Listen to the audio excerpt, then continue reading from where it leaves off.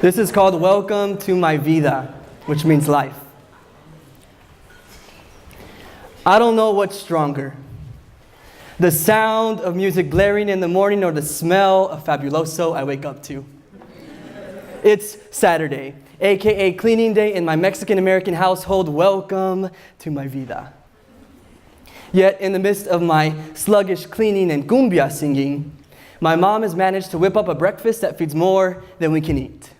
The smells of bleach and cleaning supplies now shoved out the doors and windows as a sense of fresh tortillas and homemade salsa dance their way in to fill our home. Welcome to my vida. See, growing up for me on the south side of San Antonio looked like Sunday Mass or occasional Sunday Mass, Fish Fridays during Lent, and the constant exposure to images of the Virgin Mary, whether along the walls of my home, scattered throughout murals in my neighborhood, or tattooed on the brown bodies who walked my barrio. But growing up, I never considered myself to be Mexican, but I suppose going to schools where 99% of the people look like you, well, it just never comes up. But as I look back on my childhood, I'm thankful for loud familia gatherings, barbecues with my abuelos, and too many quinceañeras to count. See, there are so many similarities and differences that cover the spectrum of Latinidad, or the Latino experience. There's about 24 countries of origin across Latin America that unify us, years of colonialism and rampant racism we face, a bienvenido or welcoming spirit that includes all las familia, one unifying language called Spanish thanks to the colonizers, and don't even get me started about our food. Welcome to our vidas. But the reality is that the gravity of who we are as Latinos differs by generation, geography, and nationality. Contrary to our depiction in media, we don't all walk around throwing gang signs, spitting out profanity. We're not the exotic Latin lover bleeding with sensuality. And despite underreported journalism, we too are victims of police brutality. But allow me to use this analogy. Latinos are like seeds being scattered and spread out all over, being planted and taking root where they land.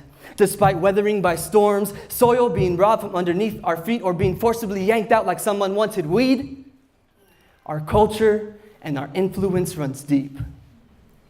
So I stand up here, proudly sharing with you what being third-generation Mexican-American means to me. Being third-generation Mexican-American for me, during college, meant being the only Latino in one of my classrooms freshman year. Being Mexican-American for me during college meant protesting on my campus when a certain organization tried hosting a game called Catch an Illegal Immigrant. Being Mexican-American for me means my life is not a game. It is not some pawn on your chessboard. It is not less than or greater than yours. It will not be reduced to a mere quota that must be filled. It is not a statistic. Instead, it's my friends yelling, "Mordida," as they celebrate my birthday by bashing in my face and cake and good fun.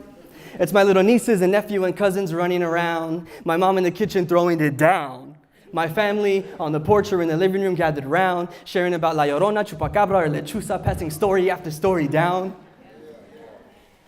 Being Mexican-American for me during college meant being told, "Frank, you speak really well for a young Latino male," on multiple occasions, while being called coconut because I couldn't speak Spanish, like I was brown on the outside and white on the inside, and I don't even like coconuts.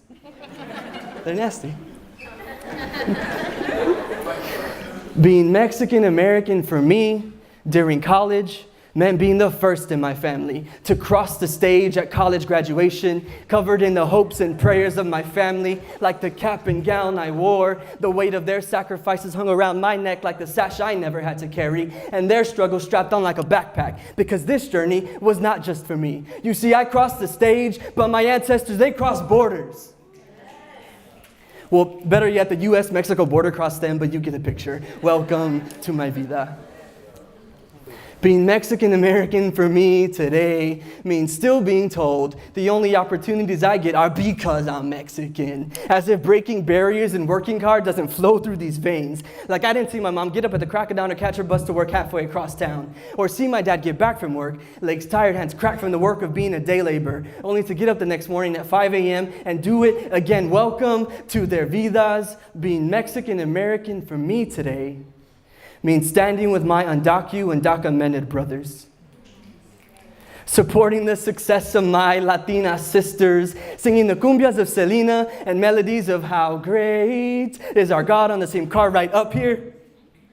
It means popping my head up when I hear a lick of Spanish being spoken while trying so hard to eloquently pray in Espanol and not being able to yet.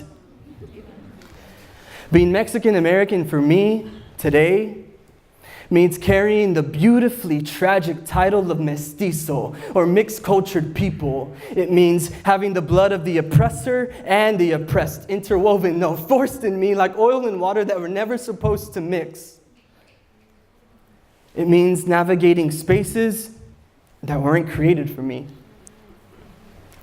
but having the freedom to do so because of who created me, the ultimate creator, the unbiased, impartial, not colorblind creator. This Jesus, who was the Son of God and the Son of immigrants, who was Jewish, Galilean, a Near Eastern man. He was the caster out of demons, the lover of the widow, tamer of the storm, healer of the sick. Can anything good even come from Nazareth?